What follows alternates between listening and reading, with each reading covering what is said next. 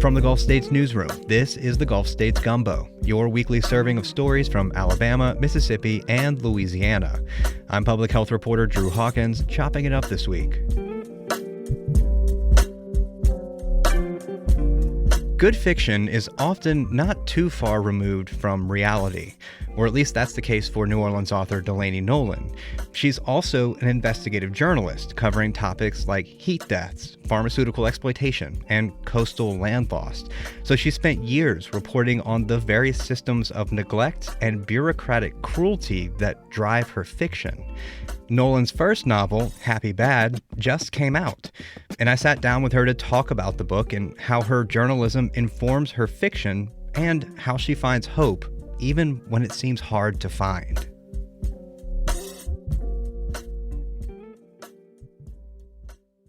Hi, Delaney. Thanks for sitting down with me today. Hey, Drew. Thanks so much for having me. So I want to start with, first of all, congratulations. Thank you. On your first novel. Yay, thanks. And it really is this journey story, right? Like it's essentially a road trip from Texas to Atlanta. But I wonder if you could maybe take us through the journey of the book itself, when you started it, how it's changed, and how it's evolved to its final form that's now published. Yeah, I think I wrote probably like 3 books in the course of writing this one book, because so much of it you write and then you realize, okay, this piece doesn't quite fit in here, so I'm going to take it out. I'm going to rewrite things. They actually don't need to go to this wedding in the desert. I'm going to cut that whole section. So I started the book summer 2016, which feels like a million years ago. Yeah, that's like a lifetime. Yeah, it is a few lifetimes ago. And it was around the time that there was all the flooding and around Baton Rouge in Louisiana. And I was in New Orleans at the time.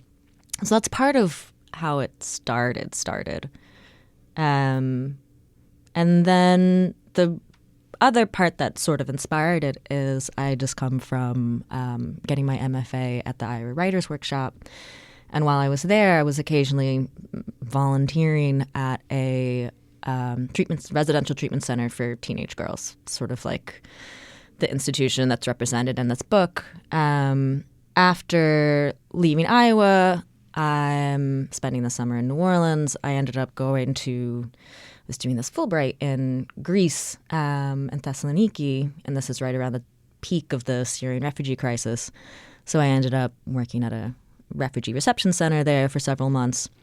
And in both the residential treatment center for teenage girls in Iowa and the Syrian refugee camp in Greece, there was kind of this weird parallel, which is part of what I was interested in exploring in this book, about how at these places that are meant to be helping really vulnerable or marginalized people, sometimes we see these sort of same systems of control being replicated, nominally to protect people and keep them safe, but they end up doing the same types of harm, both to the people who were staying there, and then also has an effect on the people who are working there. So that was sort of, in a really big, broad sense, some of the things I was interested in writing about over the years that I was working on this book. And then just being in Louisiana, being in New Orleans was, constantly shaping and pushing and pulling at it. Mm-hmm. Yeah, place and setting is huge here. And thinking still in this broad sense about the book, it really blends a lot of dark humor, right, with disaster, decay, grotesque representations. And there's also a little bit of social critique that you can see behind the lines there. And it's set in the South where you live, and there are a lot of different landscapes. You've got Texas, Louisiana, coastal, desert. But it really is. There are moments that are actually just funny. Like there's just, thank you. I'm actually laughing as I'm reading it, right? Oh, thank God. I'm trying so hard to be funny, Drew. Well, you pulled it off, I think. Thanks. And, I think a lot of these elements, I would say maybe they kind of fall in this idea of Southern Gothic. But I would like to know how you categorize the book, and also how did you work to strike that balance between dark humor, disaster, but while still keeping that emotional depth?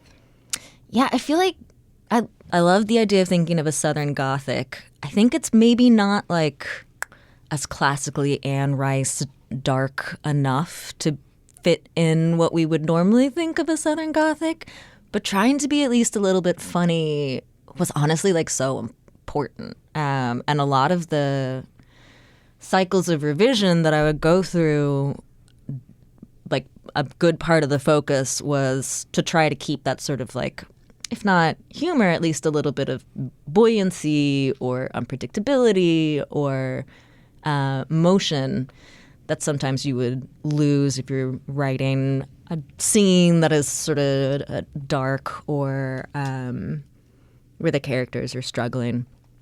Why was it important to be funny? I mean, it felt like like you and I think probably most people listening have been through disasters in South Louisiana, and you have to be fun. Like, you have to laugh at them. Like, humor is just ultimately tied up in it. And so much of what we see, I think, just in the New Orleans area, people processing disasters that have happened to them, we do it through humor. And also, like, often just weird, funny stuff is happening. I mean, there's so much absurdity around some of the ways that we move through disasters and the way bureaucracy shows up in the wake of these disasters, that there just is a lot of like weird, funny stuff that happens. But also, like, when you begin a book, I think that is maybe trying to be a little heavy at points, like we just can't start by trying to, you know, pull your heart out from page one. I think you have to make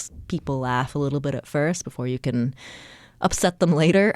You need to like pull people in by being a little funny, and then you can make them cry, hopefully, at the end. Is that funny also for your own writing process too? So you got funny as a sort of a reflection of what you see in reality of coping and dealing with natural disaster. You're thinking about it from the reader's perspective, but ultimately working on a novel is this massive project. Was that just having fun with it was also important for you to write it as well? Totally, yeah. I mean, I think you're a writer yourself. I feel like you probably have recognized this feeling where if you aren't having fun in the writing, if you feel like the writing itself is a slog, then reading it is going to be a slog. So I did also want to be like surprising myself a little bit so that when you're reading it, you get a little bit surprised. But it is also just, I think, more realistic to have these weird moments of humor and being unhinged. Like I'm thinking of all the very funny messages that would wind up written on the Katrina fridges. Like, people just do bizarre and funny things when they're reacting to something as impossible as not just a disaster, but a catastrophe, which is like defined a little different. And I also, in earlier drafts, I think, failed at that. Like, it just got too bleak and serious. And I remember sharing an early draft with a friend of mine, and she was like, it's pretty good, but it's totally devoid of hope. Which, like, nobody wants to read that. Right. It's a little hard to get through. So, and it's also, again, like, just not realistic. I don't think there are that many situations in which a person can feel discouraged and hopeless, but I don't think it's often that, like, a culture comes to the end of hope or the end of humor. So it just did really actually need, for my own sanity's sake and for the sake of readability and for realisticness, need to be kind of funny, I hope. Well, I mean, to your point, too, to be a reflection of reality, too, because, like the Katrina messages, like, those are real things that happen. These are things that you see. And I want to talk a little bit about the world of the book here, because in many ways, it's not unlike our own world. Maybe things are a little more intensified, you could put it. Maybe it's just sort of like the inevitable future of things. But I wonder if you can maybe concretely take us through what's happening in this timeline and who our main characters are that we're following. Yeah, so this is meant to be, I always say, a little in the future, not quite the dystopian future, but just things are a little more the way they are now. We're just a little further along. So I do feel like when I first started working on this, it felt more speculative than it does now. Now it feels like 5 years away, maybe. But this book follows the staff and residents at a treatment center for teenage girls in East Texas, where there is a massive heat wave that causes a sustained failure of the electrical grid. And so after a few days, they realize they all need to evacuate. So staff and residents all begin to evacuate. They're trying to get to Atlanta. They end up, not to spoil things, they end up coming through Louisiana. And at the same time, they're struggling with the fallout of the sort of pharmaceutical and psychiatric medications that the residents are on. Yeah, I mean, there's a lot in here. You know, we're not going to spoil anything here, but you've got climate change, natural disasters, insurance costs makes an appearance, predatory pharmaceutical companies, private equity shows up, incarceration is talked about. And, you know, you are an investigative journalist, like in the real world. I'd love to hear how your reporting, how your journalism informed your fiction. It actually, when we were talking earlier, I realized how much it maps onto your reporting when you were like, you know, opioids, mental health, heat deaths, those are kind of my jam. This book is like... Well, look, this book hit for me. So maybe that's part of why. But it's really your corner. Yeah, I mean, I was like somebody wrote a fiction book for me, I feel like. But yeah, I mean, it's weird now, I think. In some ways, a lot of people I know know me like as a journalist, but I was a fiction writer primarily for years and years before. That was my background, and I've only been doing journalism for the last 4 years. So some of the stuff that's in here, like just the very concept of Louisiana land loss, was something that I was interested in writing about and writing fiction about before I ended up doing any journalism reporting on it. It's funny because you know how you go down a lot of rabbit holes when you're writing fiction too, because you have to do some sort of research. Like it's going to be involved and you're going to look into something.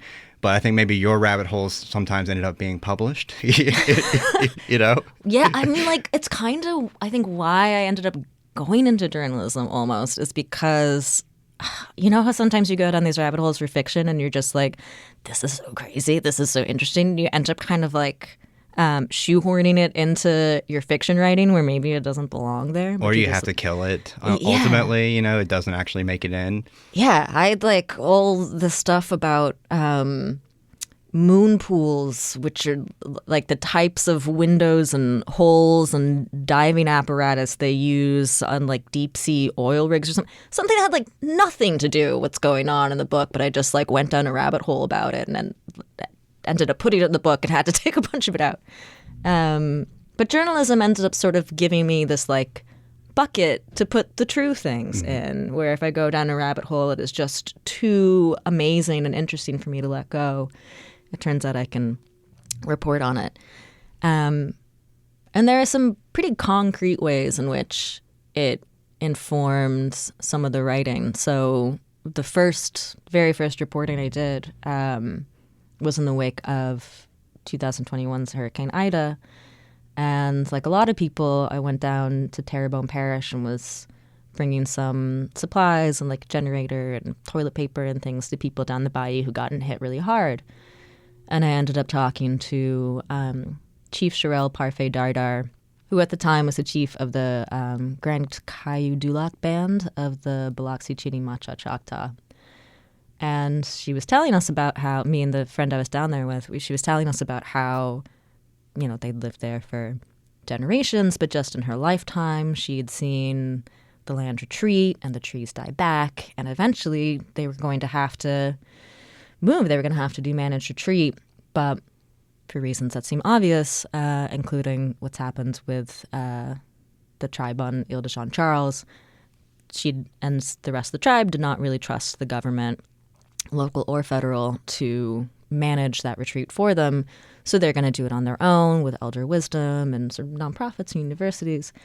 And I just was amazed and obsessed with what she had talked to me about and what they were going through, and ended up pitching my first story. But then also in the book, after my friend was this book is totally devoid of hope, the other thing that she and I talked about was how on these margins, in these forgotten, neglected places like the bayous of Louisiana, other things become possible, other ways of living, other methods of community become possible, and things also widely open up.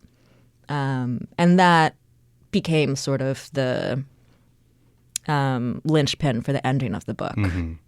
Whereas before it was much bleaker, the things that I learned down Terrebonne Parish, I think, opened up a way for the book to I hope, have an ending that makes room for better possible things without feeling like it's delivering sort of like a manufactured happy ending or false hope. Mm-hmm. Mm-hmm. You know, you mentioned a little while ago, like this may be this 5 years down the road possible future. There's a moment that's really particularly visceral for me, and again, not giving stuff away, but it's this scene where the group, they get held up at the Louisiana-Mississippi border, and they're trying to figure out what to do. So they stop at a rest area, and they almost instantly get heat stroke. And I remember like reading that, and I was like, that's what would happen. That's, you know, we're seeing how much hotter it's getting, and that's what it would be like when it gets to the point where it is uninhabitable. You step outside and you're instantly at risk of heat stroke, which is actually something that does happen sometimes here. I know that you've covered stories about the health impacts of extreme heat. Like you said, something that I've also covered. So maybe that is why this really did hit for me as a reader. But, you know, it's something I felt happened often in this novel. It's this idea that where there are these things that I'm seeing now, things that I know and can and will happen in the future, whether that's evacuations, like managed retreats, extreme storms everywhere, South Louisiana just being gone from the map. So I guess, you know, being kind of nebulous here, but I guess my question would be, you know, as a writer, were you thinking through these things that you're seeing now and then sort of taking them to their maybe extreme, but also maybe logical conclusion? Like if things we're seeing now continue, then this is the world that we will live in. Yeah, in some ways. And I actually was finishing edits for this book. Like it had already, my agents had taken it and we were getting ready to send it off to publishers right before the summer of 2023, which was like our scary, crazy, hot summer where really genuinely was like scary to go outside. I'm sure you have many rich memories of that. I remember talking to you then. Yeah, I remember that. Yeah. Yeah. And so I was reporting on heat deaths of people without housing in New Orleans.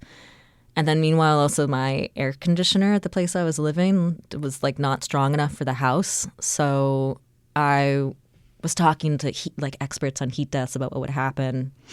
And they're like, you know, your heart starts working harder to push sweat up to the surface of your body to cool you down. And then your gut can get permeable and your kidneys start working too hard because you're getting dehydrated. And it can cause brain fog and all these problems. And then meanwhile, it's like 85, 90 degrees in my house. And I'm like writing this while like dumping sweat and my heart is pounding. And I'm like feeling crazy and anxious because your body is like, oh, I'm in trouble. I'm freaking out. My heart is pounding. I must be anxious. There must be something wrong.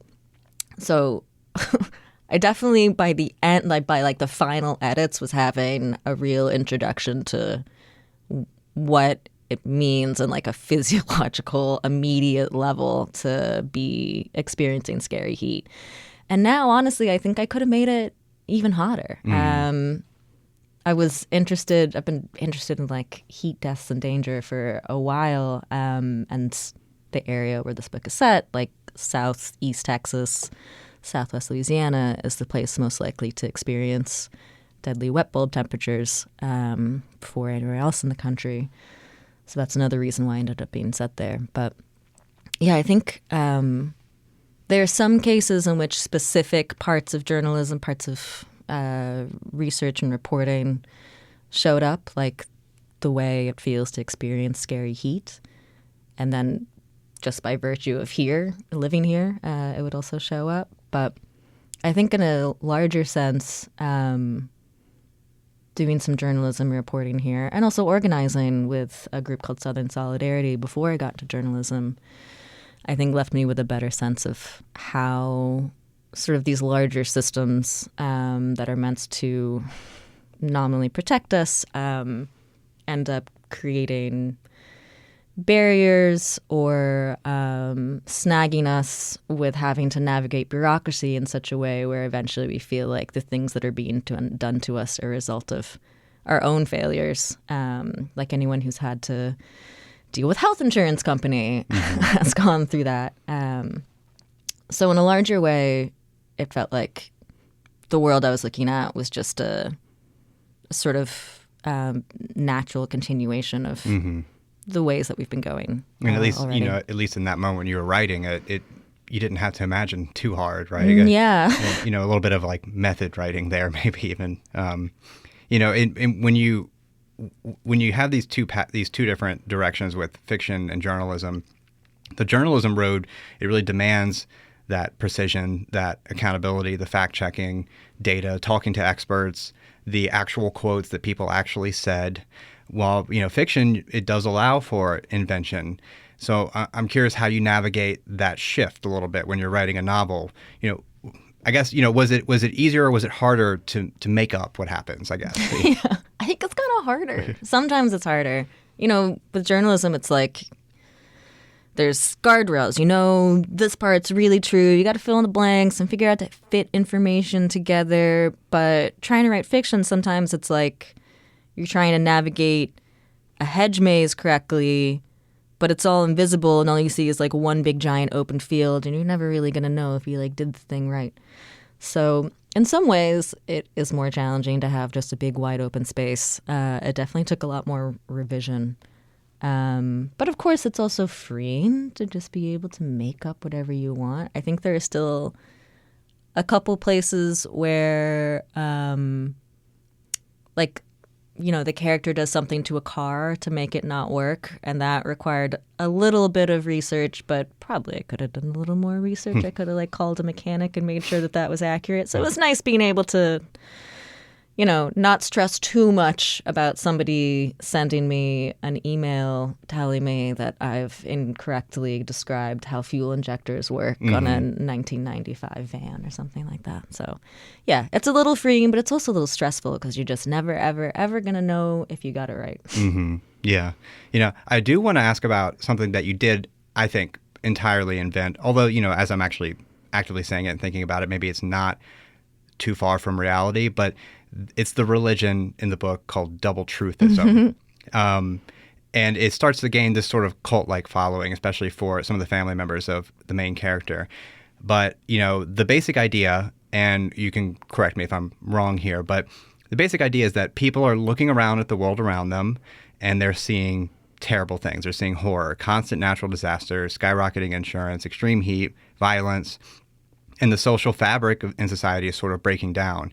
But rather than, seeing that and doing something to change that or taking some sort of real meaningful action, this religion, double truthism, it tells them that they can simply imagine themselves living in an alternate timeline. They can live a life where they live in a nice, comfortable, safe home, maybe have a medium-sized yacht, nothing too fancy, like the main character's father says.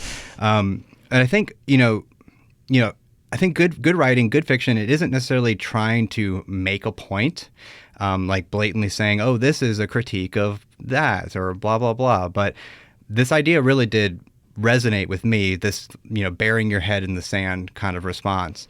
And I wonder if you could talk a little bit about how double truthism as a religion in the novel, how that formed in your mind. I mean, you're the founder of double truthism, so to speak.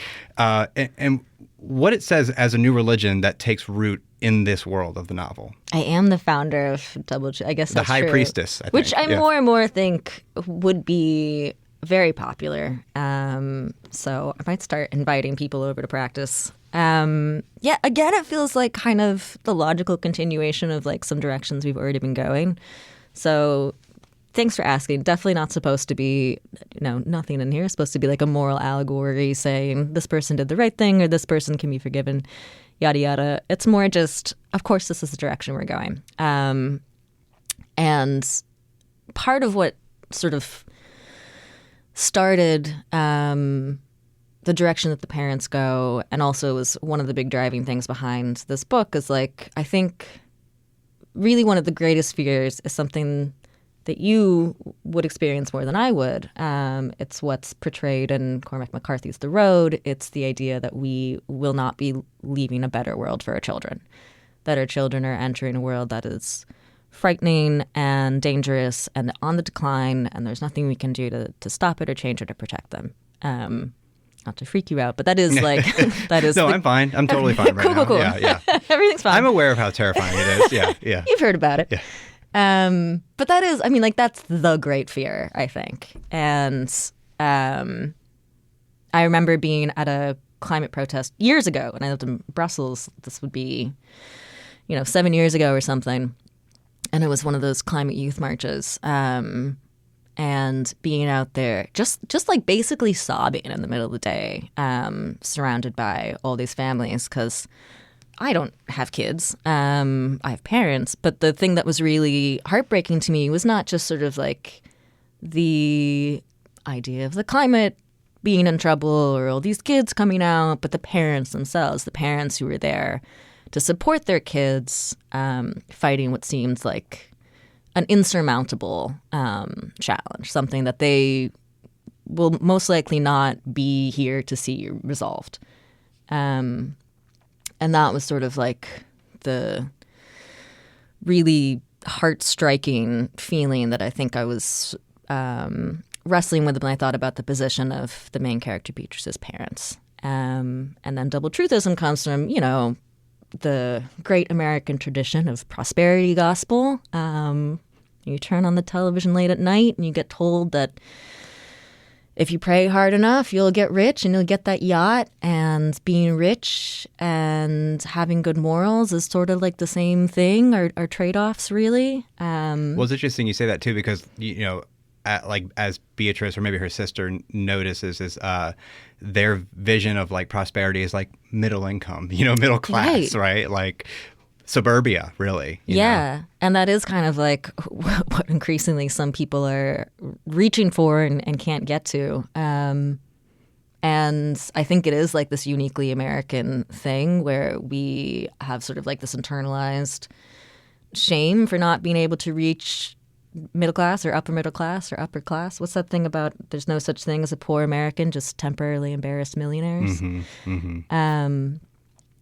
And of course, that seems like also the approach that we're taking to climate in some sense, is it is so overwhelming. It seems so unaddressable. And to think about how we're not addressing it also comes with a great amount of guilt that it is much easier to think, well, it's going to be solved eventually.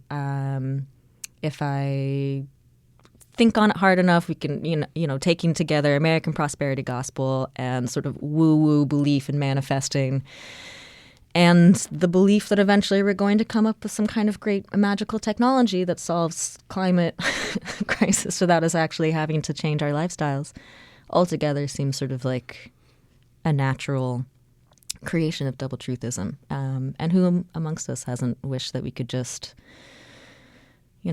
slide our way into an easier, happier, brighter, richer life by just thinking about it hard enough? Yeah.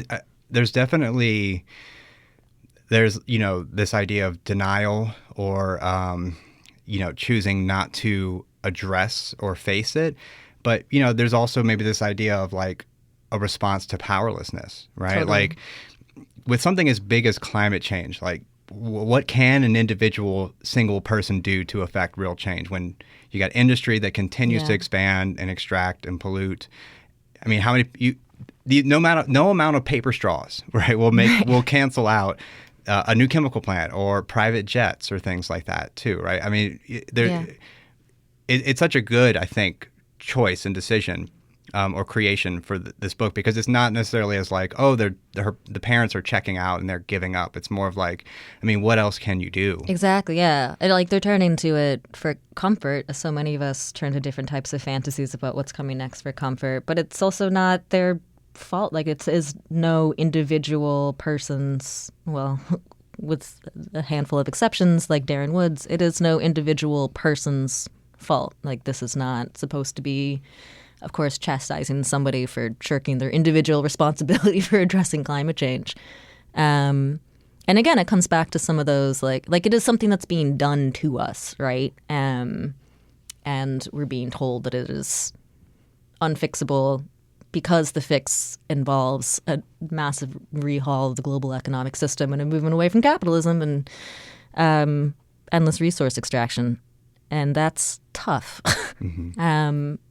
But it is sort of one of the things that the book was, again, like even when Our main character, Beatrice, she goes to talk to sort of her boss's boss because the company that they've worked for has been bought by private equity, and she finds out that in order to do this evacuation, to make this move, she needed to fill out some forms so they could get reimbursed, and she filled out the wrong form and she didn't mail it away, something like that. And again, I think I'm trying to bring us back to this idea of like the people who do hold power over some of these things, both in government and in the private market, they create these dense tangles of bureaucracy and then tell you that if you have failed to navigate them, that is your own failing. And again, you should have shame for not being able to move through this and get the things that you need to survive. That's actually infuriating. So that that shows up as a lot of rage in the book. But again, it is sort of these different ways of responding to there's a system so large that is depriving me and my loved ones of the things that I need. And it's also telling me that it's my fault for not being able to get the things that I need. And in the case of the parents and double truthism, the response is sort of like, I retreat, almost head in the sand, believe and think about and fixate on the things that you wish you had. Or alternately, it's sort of this manic, angry flailing to try to figure out how to meet those needs outside that system. Yeah, I won't give them away, but the main character Beatrice has some of my favorite rage responses of individual actions of pushing back, and I think I really kind of want to come back to this idea that you've mentioned a couple times of hope, and with the ending where they find themselves in a community that sort of like gives them hope and it gives it closure, sort of. There's a common sort of trope or format in environmental articles or environmental projects or journalism where it's sort of towards the end it goes to, but if we do this, but if we take this action or do that, then the thing I've just described might be a little better, or maybe in time it won't be as bad or something. And that's not how I felt like reading the end of this of like, cool. It wasn't like, we can't just have people walking away depressed, right? But it's more of like, okay, well, in light of all of this, we have to sort of make our own hope. And some people do that with their own sort of new communities and different approaches and things like that. And I guess I want to ask you about like why that felt important for you to do in this book, aside from maybe feedback you got from other people who read it, but that because that's ultimately was your decision to kind of end there. And I'd like to just hear a little more about what went into that. Yeah. Well, thanks for saying that it doesn't feel sort of fake hopeful, because it definitely is something that I was aware of trying to avoid. But it's hard, like it is if we're brutally honest with ourselves. It's very difficult to imagine anything in the near future that is going to be a true resolve. The reality is that the world is going to change drastically, and a lot of people's lives are going to change drastically whether or not we do anything to address climate change. It's either going to change drastically because of the solutions we're pursuing, or it's going to change drastically because we're not pursuing anything. So there kind of is no version of the world in which we just continue living our lives and everything doesn't change and turns out okay. But it is, and I did want to avoid that sort of false hope, don't worry, a solution's on its way, don't panic feeling, without, again, being so bleak that you just want to crawl into the sea. So I think it did require, as you said, leaving it sort of open to the idea that we don't have a clear path right now for exactly what we need to do to solve this crisis on a global level. But what we can do are support and create these sort of alternate communities or alternate systems and empower them when possible to come up with solutions or to put in place solutions that we're already aware of. And it's actually so weird that we're talking about this right now and talking about hope, because another way that the book has sort of showed up a little bit in real life as, part of the book is a little bit drawn from my own experience working in Greece and what I know about shoreline response for refugees in Lesbos, Greece. Just this week, reporting is coming out both from the Times Pick and from myself about fishers and oyster harvesters over in Hopedale in Louisiana who are jumping off of boats and sometimes having to hide in the bayous to stay safe from migration authorities or from DHS or from the Coast Guard. So I don't think I think basically looking at ways in which we are creating other communities where we keep each other safe is the most realistic ending. Yeah. And is really just a repeat of things we've done again and again and again. Yeah, yeah. And it maybe another way to put it is the hope lies in people, right? Because you've got, you come in the book, you come across bad people, plenty of bad people. In the real world, you come across plenty of bad people. And I kind of was reminded, I know you've mentioned Hurricane Ida as kind of this inciting moment for your journalism career. But I remember the mutual aid after the city. I remember I was here for the storm. I remember the week without power, the 10 days in some neighborhoods, and then I remember the sort of alternate punk rock in some cases of people getting together saying who needs medications, who needs food, who needs water, and in those moments, when you were hanging out with people or checking in with neighbors and things like that, of course this was a terrible thing, but it was really nice to be with people. It was really nice to be in part of those communities. That's I felt hopeful in those moments for sure. Yeah, and a lot of this book also, I was thinking about Rebecca Solnit's Paradise Built in Hell, I think is the name of the book. And she's basically looking at this this documented phenomenon where after large disasters, and one of the chapters is about Katrina, contrary to sort of this narrative that we get told a lot about how after disaster, people are animals and they're savages, and that's why you need to build a bunker and fill it with guns and canned food because when the shit hits the fan, everyone's going to start coming after each other. But actually, history shows that's not necessarily true. In the immediate wake of disasters, there's this big upwelling of goodwill and community cooperation because people really respond to the sort of urgency and creation of meaning and connection that happens in the immediate. It's temporary. It doesn't last forever. But we saw it after Ida, and you see it frequently in the wakes of disaster. We're seeing it right now amid all the ice raids that are happening in these different cities. People respond really well in the beginning after disaster. So, the real trick is getting that to last in a sustainable long-term way. The double-edged sword there is that if the disaster lasts forever, maybe those... Eventually it will, right? Right. Yeah. Just to sort of kind of wrap up, I want to ask you about, because I know how busy you are. I know how busy you stay. You're all over the place. I mean, you were in Ukraine a couple weeks ago. I mean, you're one to talk. Up at 4 a.m. every day. But I'm still here. You're all over the place. But I am really curious to know what else you're working on now. I know you mentioned you have a new piece coming out, but whether that's fiction, journalism, are you working on? I mean, I know you're working on journalism, but are you working on any other writing as well? Yeah, thanks for asking. I am very slowly working on a second draft of a novel that would be maybe a little more speculative even, but it's a sort of multi-generational story that bounces around a couple of different countries.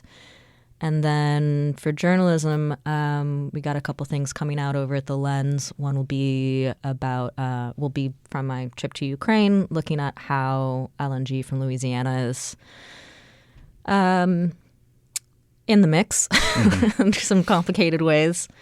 And then, right now I'm working on a couple things about migration in New Orleans, and then something that has been in edits for a while is about the death of this, going on a tangent a little bit, but I reported from the West Bank in July and went to the village Al-Mazra al-Sharkiyat in the West Bank, which is where Tawfiq Abdul-Jabbar, the 17-year-old from Gretna, was killed a couple of years ago, almost exactly 2 years ago. And so we'll have some reporting coming out from the Lens, maybe Cobalt Bashim with somebody else, about, I mean, essentially the relationship between New Orleans and this village. Because when I was there, I was really struck by the number of Louisianans there. People, like, I talked to the guy who runs the Athlete's Foot on the Elysian Fields and talked to someone else who runs a beauty supply in Earhart, and they got a Popeyes warehouse on the edge of this village. And I was driving around with these guys talking about whether the Popeyes fried chicken is better in Palestine, Louisiana. And it just was so striking how, not just in a large sense, like, these guys are my neighbors, but very literally, these guys are our neighbors. But simply because they are also Palestinian, they can be killed with impunity while they're in the West Bank. So that's been something that's in the docket for a while. And again, you know, as with all the reporting and as with this book, it's really just looking at who has power and how they're using it. Well, whether it's fiction or journalism, I look forward to reading anything that you put out. Thanks, Drew. You too. Well, Delaney, thank you so much for sitting down and talking with us about your new book and the work you've got coming out. Thank you so much for talking to me about Happy Bad. This week's show is cooked up by the Gulf States Newsroom team. Our theme music is by DJ Supreme. Special thanks to our partner stations, WBHM, Mississippi Public Broadcasting, WWNO, and WRKF. You can find us in your podcast feeds every Friday. Look us up and be sure to subscribe. Again, I'm your host, Drew Hawkins. Thanks for listening, and don't forget to stir your roux.